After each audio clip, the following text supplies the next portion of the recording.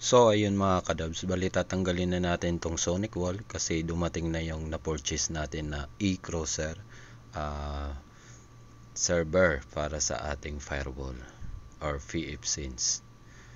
So ayun, i-demo nitong Ang nakikita niya, ito, nakikita niya as IGB1. IGB1. Tapos, itong mga ito, sandali, IGB0 tong SFP, IGB1, tapos IGB2, IGB3, IGB4, IGB5, 6, 7, 8, 9, hanggang 9. So ngayon, ang default niya ngayon na configuration is yung IGB9, nakalan. Yata. Itong IGB1.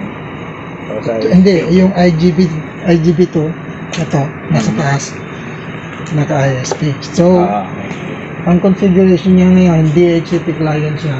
Kukuha siya ng IP address doon sa ano mo. Kayo, kung static kayo, alam niyo na. Tapos kung, kaya ko inilagay na magkabilang N, yung LAN at saka 1, para pag magdagdag ka ng 1, pwede mo dikit dito yung 1. Yung LAN, magdikit-dikit na lang lahat dito yung LAN mo. LAN portion mo. Ngayon, ito po yung mga drives natin.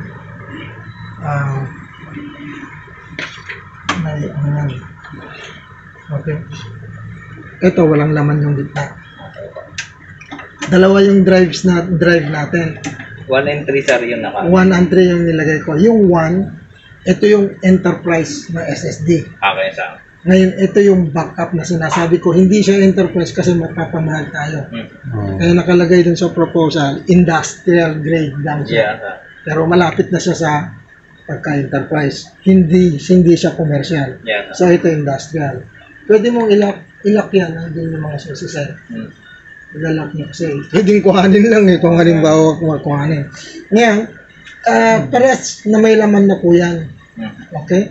Parehas na may laman. Sa BIOS, pagka nagpa-power on ka, pwede mong i-check sa BIOS, pwede mong i-disable kung, ngayon naka-disable ito. Para dito siya nagbo-boot lagi. Hopefully naman, wala nang magiging problema dahil enterprise yan. So, just in case lang, kasi electronics tayo eh. Sir, dito, paano namin malalaman kung nakalock siya? Actually, hindi ko pa ginagalaw yan. yung araw ata naka-down na. Ay, sorry. Pag matatanggal. Pag naka-open. Pag nakalock, hindi. Pag nakalock. Kasi baka during biglang makalabit eh.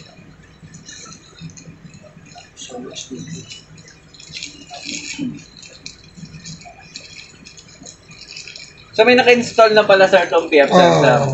Day 8, 7.2.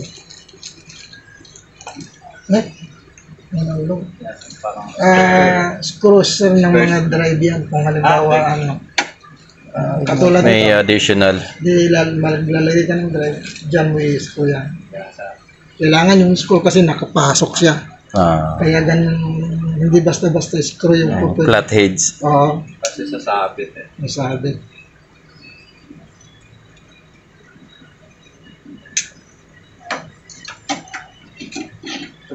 Lock natin na. Hindi ko makita sa ito. Clockwise naman yun. Pababa yun. Hindi, gaganon mo lang. Ay, ito hanggang dito lang. Ano mga? Yan sir. Ayan, nakalak. Nakalak sir. Pag nandito yung arrow. Hindi ba natin may power on? Ito po. Pwede rin yan, may safety features din. Maganda may susi. Tanggalin ko muna. Ba? Ito yung sinasabi kong pwede mong Ma-customize pa sa ano. So, kung ano yung kuwan mo, pwede mong i-ganyan. Ayan. .6 dapat na. Oo nga no. Yung ROM to. Yung gig yung ROM. 16 na pala. No, 16 nga yan. May kung 16, 32. Plus 32, 64. Ano pa nga din Para saan? SATA din. Maliban dito, pwede pala doon. Access pa. Ito pinaka niya. Processor na. RAM. CMOS. Ganda, may abang na din pala to. Isang ano lang. Power. Parang may module siya dito. Pero yung SATA niya magkakahiwalay. Individual. Ito nga kapag may problema, palit yung buong Palit yung buong ganito na. Ganyan lang din yung ano natin. Power supply. Ilang watts? 250 watts. Matipid lang sa kuryente. 50 max. 250 watts yung ano niya, total niya eh. Nice ito, maganda upgrade no.